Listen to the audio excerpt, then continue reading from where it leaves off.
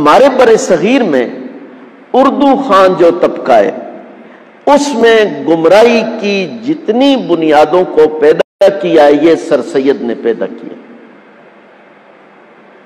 سر سید جنت کا منکر تھا، دوزخ کا منکر تھا، فرشتوں کا منکر تھا، ملائکہ کا منکر تھا، طوفان نوح کا منکر تھا، حضرت عیسیٰ علیہ السلام کے بن باپ پیدا ہونے کا منکر تھا، بنیادی چیزوں کا وہ منکر تھا۔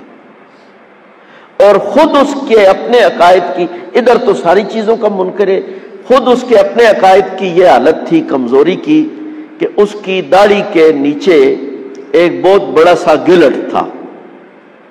کئی لوگ کہتے ہیں اس نے بڑی داڑھی اسے چھپانے کے لیے رکھی ہوئی، بہت بڑا سا گلٹ تھا۔ میرے پاس سر سید کے خطوط ہیں، آج سے کئی سال پہلے میں نے اس کے مقالات کی 13 جلدیں اور یہ خطوط کا ایک ایک لفظ پڑھا، اس کا اصل مطالعہ تیار کیا، کیا چیز کہاں سے ملے گی۔ تو وہ ایک انگریز پادری کو خط لکھتا ہے کہ میں نے سنا ہے کہ تم اس طرح کی بیماریوں کا علاج کرتے ہو اپنی توجہ سے، اس لیے تم مجھے بھی وقت دو تاکہ میں اپنے گلٹ کا علاج تیری توجہ سے کرواؤں۔ ادھر سے ساری چیزوں کا انکار اور ادھر سے اتنی زیادہ کمزوری اس کی۔ تو ہمارے بر صغیر اردو خوان طبقے میں جتنی بھی عقائد کی بنیادی خرابیاں ہیں وہ سر سید سے پیدا ہوئی، اسی سے ہمارے لوگ متاثر ہوئے۔ مولانا ابوالکلام آزاد کسی زمانے میں سر سید سے متاثر ہو گئے۔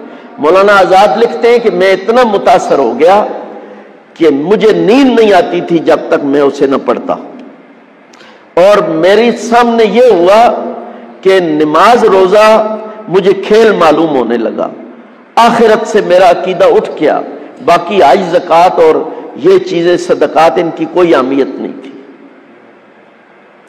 مودودی صاحب نے سر سید کو پڑھا، زندگی میں مودودی صاحب کا اپنا انٹرویو چھپا ہوا ہے کہ میں نے بچپن میں مودودی کو پڑھا اور بہت اس کو سر سید کو پڑھا اور بہت زیادہ پڑھا۔ سر سید کا مطالعہ کرنے کے بعد میرے سامنے اسلامی عبادات کا کوئی ڈھانچہ نہیں رہا، خدا کا وجود بھی موہوم ہو گیا، آخرت میرے سامنے سے اٹھ گئی۔ میر شکیل الرحمان نے یہ انٹرویو کیا تھا، اس نے کہا کہ میری زبان بند ہو گئی کہ میں مولانا مودودی سے یہ سن رہا ہوں کہ میرے ساتھ یہ واقعہ پیش ہوا ہے۔ تو اس نے کہا بڑی ہمت کر کے میں نے انٹرویو میں پوچھا کہ مولانا اس کے بعد کیا ہوا؟ اب تو آپ بڑے لیڈر ہیں مسلمانوں کے، پھر کیا ہوا؟ ہدایت کا راستہ کس طرح ملا انہوں نے؟ تو مودودی صاحب نے کہا پھر میں نے قرآن اور حدیث کا بے لاگ مطالعہ کیا اور اپنے لیے خود چنا کہ دین کیا چیز ہے۔ تو مودودی صاحب نے جو کچھ پیش کیا ہے وہ خود ان کا اپنا انتخاب کرتا ہے۔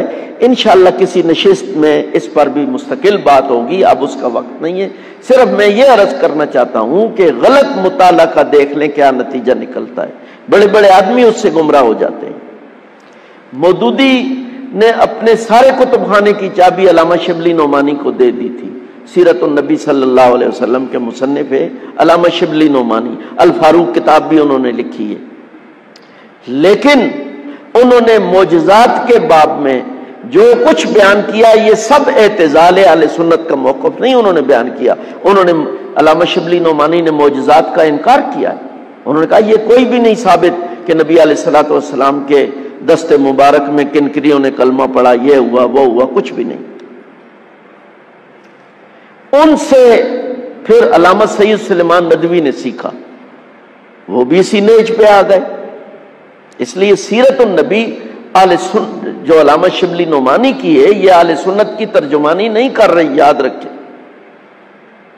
علامہ سید سلیمان ندوی نے بھی وہ ساری چیزیں لی، سر سید سے بات چلتی ہوئی سر سید، علامہ شبلی نعمانی، علامہ سید سلیمان ندوی تک پہنچی۔